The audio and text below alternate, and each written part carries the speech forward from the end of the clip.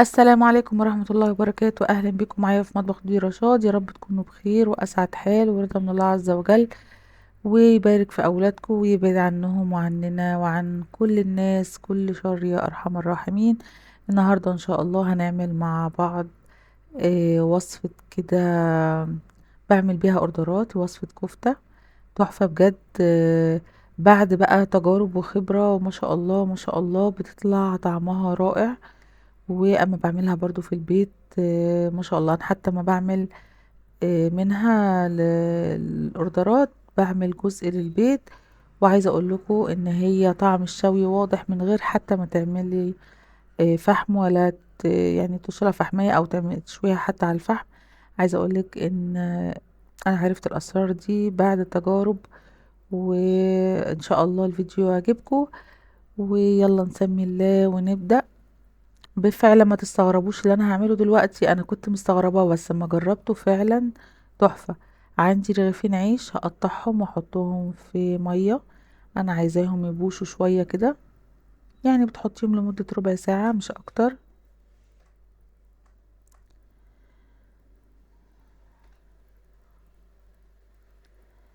وبعد كده بقى في الكبة هبدأ اصفي العيش واحطه في الكبة.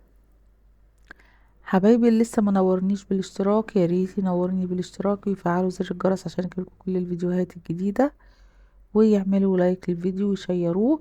وقبل ما تستعجلوا في اي تعليق او اي لايك او ديسلايك حتى، بجد جربوا الوصفة، لان في ناس بتستغرب الحاجة تقوم عاملة ديسلايك سواء عندي او عند اي حد يعني. فما تستغربوش، جربوا يا جماعة الاول وبعد كده، انا يعني فعلا عن تجربة، جربوا الاول وبعد كده احكموا. فانا صفيت بقى رغيفين العيش، ورغيفين العيش دول ممكن يبقوا بديل للبقسماط، بس اهم حاجة تعصريهم من المية كويس جدا. عندي حبيتين بيض هحطهم مع العيش. بكل امانة الوصفة بجد روعة وان شاء الله تجربوها وتعجبكم.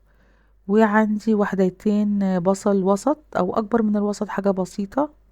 وهقول لكم كمية اللحمة اللي انا هستخدمها. عندي بقى يعني 7 8 10 فصوص توم على حسب حجم التوم، في ساعات فصوص بتبقى كبيرة بس ده عشان مشكل. وعندي بقى البهارات دي مهمة جدا جدا جدا جدا. عندي معلقتين ملح كبار ومعلقتين كزبرة كبار ومعلقة فلفل أسمر ومعلقة قرفة ومعلقة بهارات اللي هما ال7 بهارات ومعلقة ديمجلاس. ممكن الفلفل الأسمر تحطي معلقة صغيرة أو كبيرة شوية على حسب ما بتحبي طعم الفلفل يبقى واضح عندك. وكمان معلقة بيكنج باودر صغيرة مليانة. حطيت بقى البهارات وكله كله على بعضه في الكبة وضربتهم لغاية ما نعموا خالص. شايفين اللون بتاع الخليط، تحس ان هو لون اللحمة وريحته مش ممكن بجد. ان شاء الله تجربوها وتدعولي بجد بكل امانة. عندي بقى في الطبق ده 2 كيلو لحمة، يعني كمية العيش والحاجات اللي انا حطاها مش كتيرة ابدا على كمية اللحمة، ولا هتضعفها ولا حاجة، انا بعمل كده بما يرضي الله. وعايزة بقى تزودي وبراحتك خالص. بس انا عملت الكمية دي على 2 كيلو لحمة، وعايزة بقى تنصصي كميات نصصيها براحتك خالص. وان شاء الله هكتب لكم المقادير بتاعة البهارات والتوابل دي كلها في صندوق الوصف، ابقوا بصوا عليه. بعد ما حطيت بقى المكونات دي لازم اللحمة تتعجن كويس جدا. انا حسيت انها ممكن تبقى لينة شوية، حطيت 3 معالق كده بقسماط وبدأت اعجنهم. لازم تتعجن حلو جدا جدا عشان نسيجها يدخل في بعض وما تفكش منك لما تيجي تسويها. ادي منظر اللحمة. بتسيبيها نص ساعة في التلاجة قبل ما تشكليها علشان البقسماط ينفش ويمسك الكفتة معاكي كويس. شايفين ادي القوام بتاعها حلو جدا. ممكن وانتي بتصبعيها تدهني دهنة زيت خفيفة كده على ايدك علشان لما تتجمد في الفريزر وتيجي تفك الصوابع ما تلزقش في بعض، وفي نفس الوقت تبقى سهلة في التشكيل معاكي.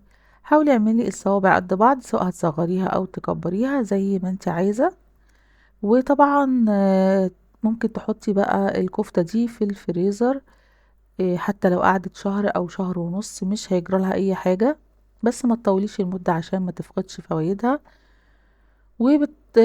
لو هتسويها في البيت بتشويها تحت الشواية في الفرن، يا اما بتسخني الفرن كويس جدا جدا قبل ما تدخليها زي ما بنسخنه على المخبوزات، وتحطي زيت في صينية مسطحة وترصي عليها الكفتة وتدخليها في الفرن السخنة قوي، على اعلى حاجة عندك في الفرن فوق 200 مثلا وعشرين درجة.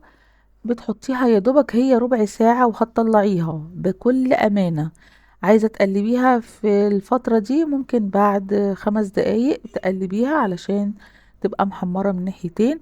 ما تطوليهاش في الفرن علشان او ما تقعديهاش كتير في الفرن عشان ما تنشفش منك. لازم تبقى طرية، طالما هي لحمة مفرومة ما بتاخدش وقت في التسوية، يبقى هتسيبيها ربع ساعة بالكتير في الفرن، وبتسخنيه زي ما قلت قبل ما تدخليها الفرن عشان ما تنشفش. عايزة تسويها من فوق برضو ترصيها في الصينية مدهونة زيت، رشة مية بسيطة وتحطيها على البوتاجاز على نار هادية متغطية، وبعد 10 دقايق بتنزليها برضو في الشواية، او بتزودي الزيت شوية وتحمريها في الزيت على نار عالية بعد ما تضمني ان هي خلاص دخلت في السوا.